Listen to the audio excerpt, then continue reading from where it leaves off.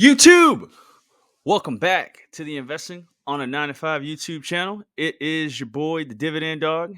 Got another Sunday banger for you guys. In today's episode, we're diving into a cool company who I have high conviction that can help grow you and maximize your portfolio. Like the title states, folks, NVDA has invested in them as well. Now, the real question is, should you?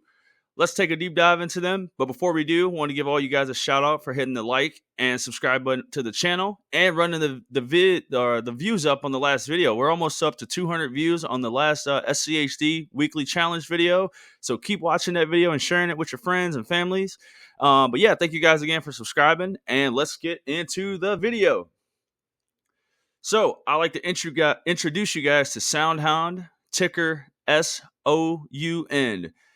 Soundhound is a cutting-edge artificial intelligence company that specializes in voice-enabling AI and conversational technologies.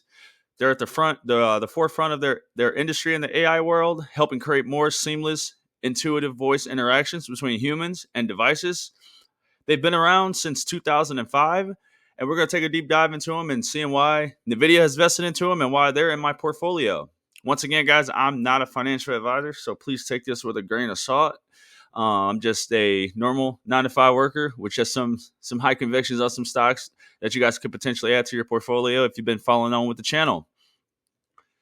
So have you guys ever called into a restaurant that's been extremely busy and the only thing you get is the ringer and ringer and ringer? Or have you been inside of a restaurant where the line's stupid long because they're taking orders on the phones? Where the business isn't flowing as much, or if you've had car problems or these car signals come on and you can't really understand what's going on because not everyone is, educated as a lot of people are with knowing what all these signals are. Well, Soundhound AI has technology that can help make this all very seamless from a business standpoint, from a car standpoint, and we're gonna look into some of their cool features here. So, from an automotive standpoint, they have a lot of major applications and some partnerships already with automotive companies such as Mercedes-Benz, Hyundai, Kia, and they're offering their apps to offer voice-driven searches.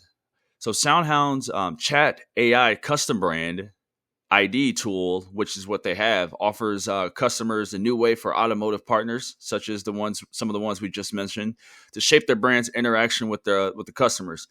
So OEMs can now set a predefined answers to common and brand relevant questions in vehicles. So therefore, you can during your onboarding and education process in the car, you'll be able to have all the experiences right at your voice instead of at your fingertips.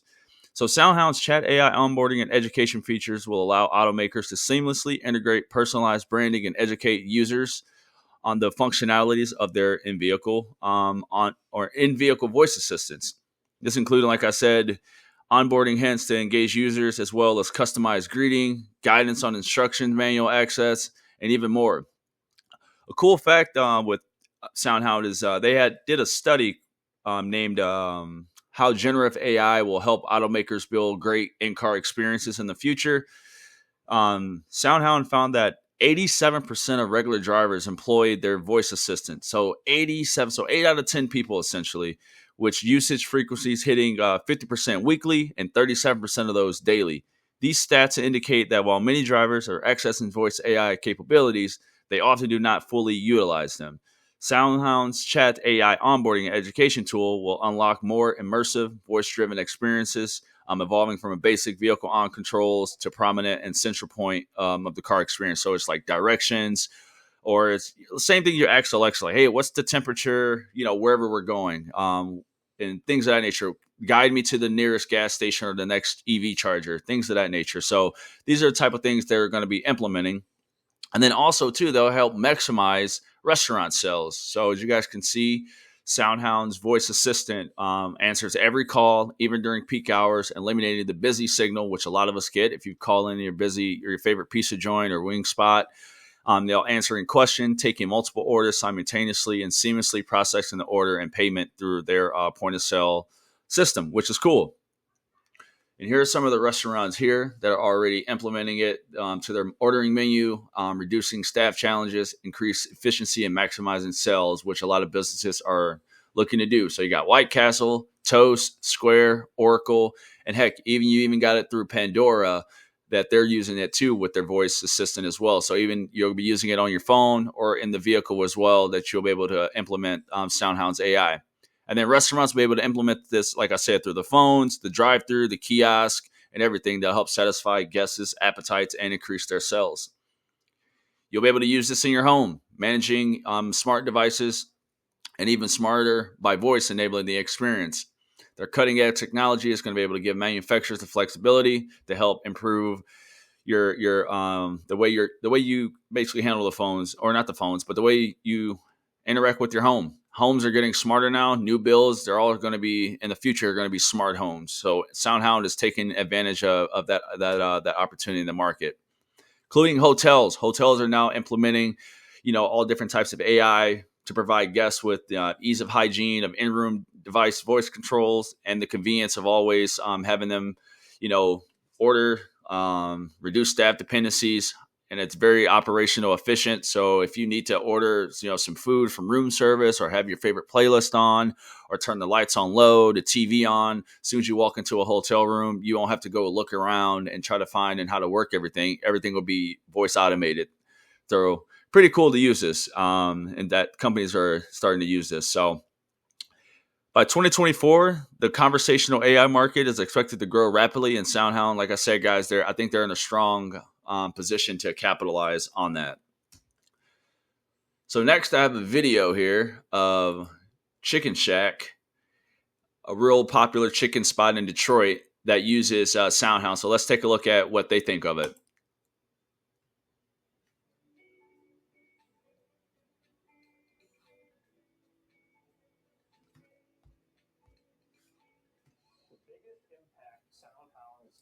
Assistant has had on Chicken Shack would be efficiency. If you can make your business more efficient and utilize your resources in the best possible manner, that's a game changer. I'm vice president of Detroit's original Chicken Shack. I've been with the business my whole life. A lot of our restaurants were experiencing issues with labor shortages, and so we thought, what can we do as a franchisor to make their lives easier? Prior to Soundhound, our employees would be scrambling to answer the phones and help the guests in store, and they were very fragmented. Soundhound Voice AI answers 100% of calls, and it helps the staff. They don't get interrupted. People aren't put on hold. So it really helps the restaurant just function more efficiently, and we answer multiple calls simultaneously, so customers never get a busy sit down. So as you guys can see, Soundhound is already making an impact here at a local Chicken Shack chain up in Detroit, Michigan. Like the video stated, it answers a lot of calls, 100% of the calls simultaneously, takes orders while everyone is, making the food, and also, providing orders to customers on the inside. And customers there are loving it because it's an easy point of sale use. There's no hiccups. It takes your order, it gets it done, and you can show up and get your order and everything, all just from them implementing this into the system here. So we'll go ahead and dive into the Soundhound pricing here. So Friday, it closed up at $5.19. So as you guys can see, that it's up 224% this past year. No, I didn't get in when it was around $2 or $1 or so. No, I did not get in, but I did recently grab some shares here once I found out that NVDA had put some cash into this company, and we'll look into see how much they put into them. But I only got 50 shares right now. It's only 1% of the portfolio, so I'm not really going too crazy with it. Just taking it as whenever I have an opportunity to get some, I will do so. And I also have a call on this company as well, a long-dated call, January 17th, 2025. For those who don't know what this is just a leap call, meaning that on this date or before this date, I'm expecting Soundhound to be at or above $10. And right now I have 5 contracts, and I bought it on the 21st, down 13% or so. It's only $10. So nothing to worry about. I got plenty of time for this to make some effort here. And I mean, if this is going to go up another 200%, or let's just say it goes up another 50% here, this call could potentially, add some more value to the portfolio. So let's take a look under the hood. Stock Rover's got it at a fair value of $6.85 or $6.85. Sorry, it's 25% margin of safety with a target price of $7.58, 37%.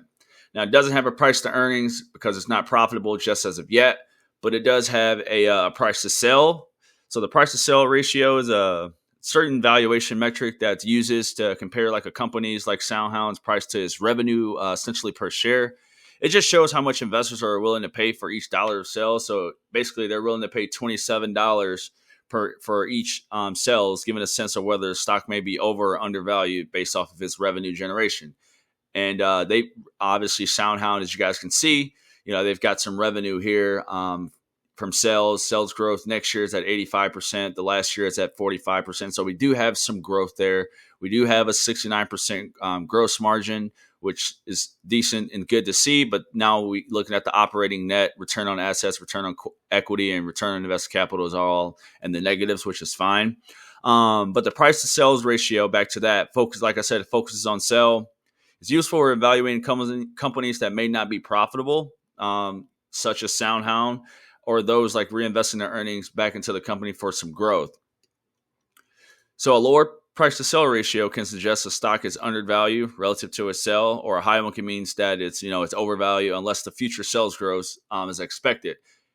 So like I said, this is just a high conviction stock. I'm expecting it to have more sales and revenue down the line and grow net earnings per share in the next 5 to 10 years and so on. But that's just high conviction. Like I said, I'm not a financial advisor. I can be completely wrong about this company, but they're saying, the earnings per share has grown 15%. The sales growth next year is at 85%. So there's some hope there. And it's got a strong buy here from the analysts. Like I said, the last year to date, it's up 159%. The last month, it's up 13%. The last 5 days, it's up 12%. So there's some hope there for this company. And like I said, I'm trying to get my hands on some of the smaller AI companies before they blow up and turn into $50, $60, $100 companies like NVDA and Amazon. At one point in time, these companies were looking just like this on their valuation sheet and metrics and everything. So just high conviction. Once again, not a financial advisor. A lot of their revenue is coming from Korea. Next up, you got United States revenue, Germany revenue, France revenue, Japan revenue, and other parts of the world. But a good chunk of it is coming from Korea.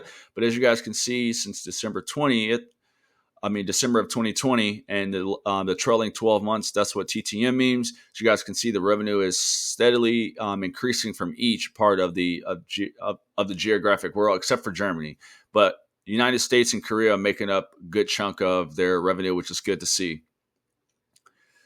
So let's look at some growth. Like I said, that earnings per share is going to continue to grow for us. Revenue for the last year, 53%. Remember, we were talking about that price to sell. We got to have some revenue there. The revenue growth for the last 3 years is 52%. Revenue for 5 years growth, not there just yet. But as you guys can see, it's checking off green check marks here. Like I said, that earnings per share is negative right now. They're still trying to find ways to help get more companies underneath the subscription so they can continue to get that predictive cash flow, which it turns into revenue. So we got their earnings per share on a steady rise from it being negative 5.56 to the last trailing 12 months is at 0.40. So essentially it's making some trajectory upwards. Like I said, this is a long-term hold. Just taking a dive and taking a risk on this stock here. So we'll see what happens down the line. Another thing too, a negative earnings per share for a company can mean that obviously it's unprofitable operations, which is we saw that they're not profitable just as of yet. They're in the early growth stage. So for some companies, especially like Soundhound, that are in high growth industries like the AI, negative earnings per share might be normal. These companies are reinvest their earnings, back into growth, and also their R&D, research and development, or marketing, which could lead to some short-term losses, but eventually turns into long-term gains. So that's why we buy and hold. Revenue consensus, making great in trajectory upwards here. So they're expecting it 2025 to be around 150 million here for Soundhound. Another thing that I like about Soundhound, they have no debt. They have no outstanding debt. So anything that they get, they're going to either reinvest it back into the company and improve the AI, go get partnerships, go buy other companies, and so on, which we'll talk about here in a couple of slides about the company that they just acquired. Here are some of the challenges: integration and alignment, life cycle value assessment, balancing growth and profitability, the edge device integration, supply chain disruptions, employee management, hiring, retaining, and motivating employees, especially on a company that's just now starting up. That's obviously hard to do, to get people there to stay and believe into the vision. Then obviously competition can come and knock them off of the block and everything. But I think NVIDIA, like I said, has money in them as well. So I don't think any competition is going to be coming knocking them off the block anytime soon, because I don't think NVIDIA doesn't make mistakes on money that they put in other companies. So here's some opportunities, expanding into new verticals beyond the automotive and restaurants, such as retail, hospitality, financial services, insurance, and healthcare through the Amelia acquisition, which we'll talk about soon. The customer relationships, which leveraging Amelia's 26 years of customer relationships and integration, which is going to help accelerate their penetration in the AI customer service market, which I think AI is going to eventually just take over that market, and all customer service roles are going to be all voice controlled and through AI. Voice and conversational AI, combining Soundhound's AI technology with Amelia's conversational AI capabilities to offer scalable customer service solutions. So there's a problem which customers are finding, having to find like different solutions, or having issues with that.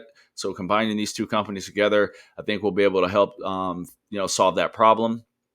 They have an opportunity to continue to grow their revenue, increasing revenue per unit by upselling the customers to Soundhound Chat AI with generative AI capabilities. So once again, the more subscriptions, the more customers that they get, we'll be able to help them increase some revenue. Being innovative. If you're not innovative in this game, you're going to quickly lose, but I feel like they're going to be able to do that. The voice commerce, building a voice commerce ecosystem by integrating the Allset ordering platform, which they are doing with like Chicken Shack and White Castle, companies like that are using it. Edge AI, partnering with NVIDIA to enable running large language models on the edge in vehicles, allowing for a seamless voice interaction without constant cloud connectivity. So if you were to be in the mountains, or you be in a dead zone somewhere traveling, you'll still be able to have the constant communication with your vehicle and not need it to be connected to like service or anything of that nature. And then the generative AI applications. So expanding the use of generative AI beyond consumer-facing applications to support employees as a co-pilot across various tasks. So helping improve work tasks at different companies by, implementing their AI applications into their company. So once again, we got the revenue back up here again with earnings per share. We've got sales for quarter two, 53%, which is good to see. Like I said, that revenue has been growing at a clip of 52% over the past years, which is very strong growth. And then in the future here, like I said, that earnings per share is supposed to increase 8% the next year, then 20% in the next 2 years. And then look at that, the revenue is going to follow that. So more than likely, when these two things are starting to increase, you'll more likely starting to see more investors come into buying this company, because these valuations are improving, and then that price will start inching its way up to all-time highs and things of that nature. So back in August, Soundhound said that it acquired Amelia AI, which we talked about a couple slides ago as an opportunity for them. So they're an AI agent that businesses can customize for their internal and customer use. Amelia's customers include BNP, Paribas, the pharma company, Teva. Soundhound said that the two will together have over 200 customers, including big banks and Fortune 500 companies. So just by acquiring this Amelia company, now this just basically gives Soundhound even more juice to help get their product and their name out through their customers. And I think they're expecting to see about $150 million by 2025 in revenue just by this acquisition here. And of that amount, $45 million will come from Amelia's current business. For Soundhound, this is fairly straightforward. Buying Amelia, like I said, will help improve its verticals to where it currently doesn't have that much business, such as the financial services, insurance, and healthcare, retail, and hospitality. Like we mentioned, that can be an opportunity for them to help them continue to grow. This deal is expected to positively impact Soundhound's earnings by the second half of 2025. But by that time, I'm expecting to have a way more shares than I have now, which is going to, like I said, by the driven revenue and growth and cost savings, this is going to help boost that stock price up. So it's a work in progress, but as long as you can see what they're doing and why they're doing it, it's awesome to see. And here's a layout here. 2025, analysts are expecting that 155 million revenue. That EBITDA is going to continue to get lower, and it's going to continue. I mean, we're still growing and getting it lower at the same time, improving. Operating margins are going to get lower as well. And just things are just going to slowly start getting better with this AI company. Who knows? They may acquire another company as well, and these are only going to help their valuation numbers out. As you guys know, relationships are key, and Soundhound has some impressive friends such as NVDA. This relationship means integration of both companies' products and technologies. So NVIDIA gobbled up shares of this AI company, aka Soundhound. They own 1.7 million shares of Soundhound, a move that has impressed investors. And this is when I started purchasing Soundhound around June of this year. So this relationship, like I said, it's impressive to have NVIDIA as a partner and also as an investor in the company as well. That means that obviously they believe in their success, and NVIDIA's chips and Soundhound's technology will allow it to process, like I said, locally in the cars of it being used. Here, the last slide is what I got for you guys is a outlook here. Like I said, this is just hypothetical, high conviction. They got it at priced out as low as $6. The median price, $7.14. The mean, $7.94. And the highest, they got it really going out to be $9.98, almost close to that $10 call. What I have sitting in the portfolio, which will be at a 92% return, which would be awesome to see. I would take any of these, honestly, but who doesn't want the 92% return? But we'll see what happens in the future here. In September, we had some firms, analysts, reiterate their buying, maintain it, buy, outperform.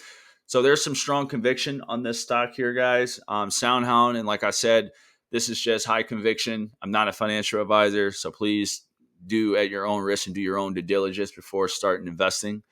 And if you don't have any ETFs, get those first. But yeah, this is Soundhound. Right now, like I said, it's priced at $5.18, and they're looking for it to go to $9.98.